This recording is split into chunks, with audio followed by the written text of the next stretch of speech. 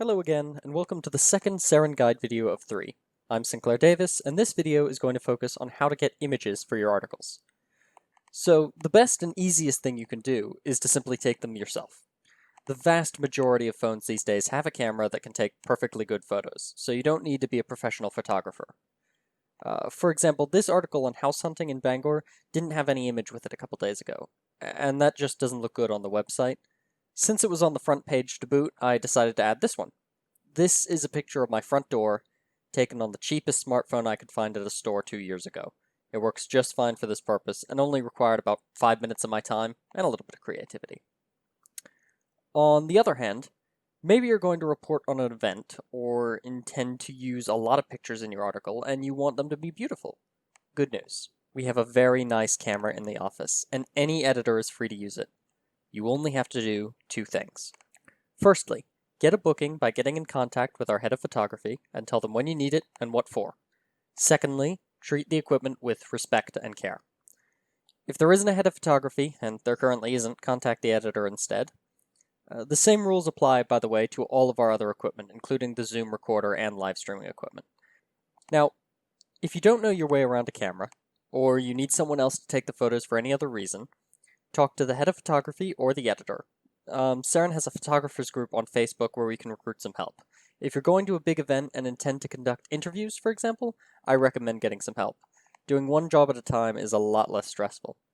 Plus, it's nice to have a teammate. So, why is taking the photos ourselves the easiest thing to do? Because photos you take belong to you. Every single photo online belongs to someone else, and if you use it in a way that they have not allowed, Seren can be sued. Do not assume that we are safe because we are small or because we are nonprofit. Lawyers do not care. I'm not trying to completely scare you off using online images, but I am trying to make clear just how important it is to be careful and to follow Seren's rules for images. What are the rules for Seren's images, you ask? Let's get into them. So, like articles, images pass through a proofing system. Nobody will be proofing the image itself. The important bit is the information accompanying the image, which goes right here in details when you click on the image. This applies to any images whether you took it yourself or found it online. That information is structured like this. Firstly, the name of the section it's in. Secondly, the name of the article it goes with. Thirdly, the source of the image. If it's online, that should be a link. If it was taken by someone you know or in real life or by you, an explanation of where you got it. 4, whatever license is associated with the image. Obviously, you can repeat my image here if you took it yourself, but if it's online, it will be under a license. And 5, any attribution that's required by the license. So, who took it, give them credit. This can be confusing written out like this, so I'm going to try showing you instead of telling you. Okay, so here is our article, exactly as we left it. Well, I say exactly, I cut that overly long title down a little bit. And now we're going to assume that we have no other way of getting a good image for this other than going and finding one online. So that's what we're going to do. So I'm going to just search for a generic Extinction Rebellion image, seeing as they are the focal point of the article. I'm going to use Google and I'm going to go to Images. And then I'm going to go to Tools, I'm going to go to Usage Rights, and I'm going to go to Creative Commons License, because they are a good group of licenses, most of which only require that you attribute the image to its original creator. But don't assume, always read what the particular license does. Okay, so now we're getting a bunch of images up here. Using Google Images like this is a good way to start. Once you've done this for a while, you'll find that there are certain sites that are dedicated to like free or Creative Commons licenses, and you can go there first, but I like to just use Google Images. And I'm going to find an image that I like the look of. I like the look of this one. And I am not just going to take it and use it, because we do not have the information we need yet. I'm going to click on it, and I'm going to click on it, and go to the site that it is on. All right. And my first priority here is to find the license it's under, which is easy on this page. It'll normally be somewhere on the page. If not, it'll be somewhere on the website. So here we're under a Creative Commons Attribution 2.0. And one of the lovely things about Creative Commons is it always tells you exactly what you have to do. So this one, we must attribute, provide a link to the license, and indicate if changes were made. We're not going to make changes. And another lovely thing about Creative Commons is even when it doesn't have this bit here, there's always a link to the license, so you can come read exactly what you're allowed to do.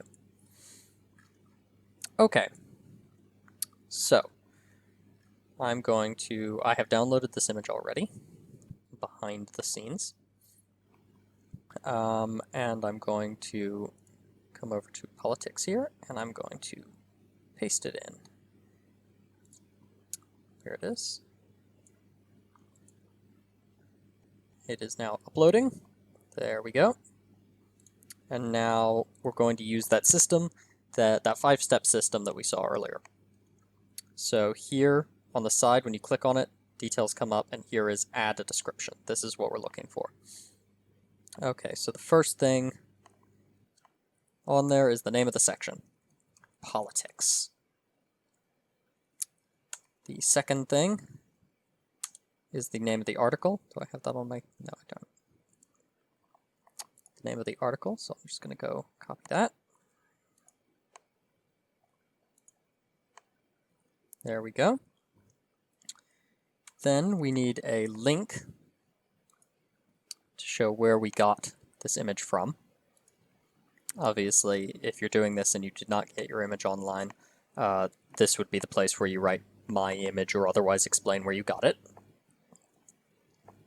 4 is the license it's covered under. So that is the Creative Commons 2.0 generic, which you can use the shortened version of here, CC BY 2.0.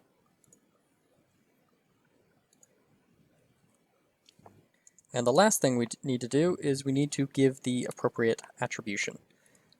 Sometimes if you're on a site, it will tell you what they want you to do to attribute.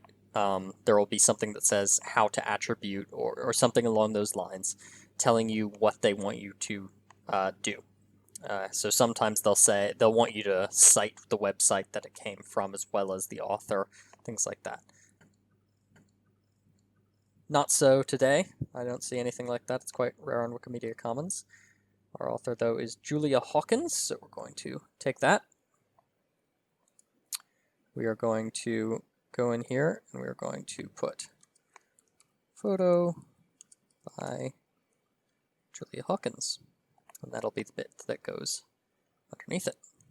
And there we go. That is all we need to do to get an online photo into our proofing drive ready to go up on the website.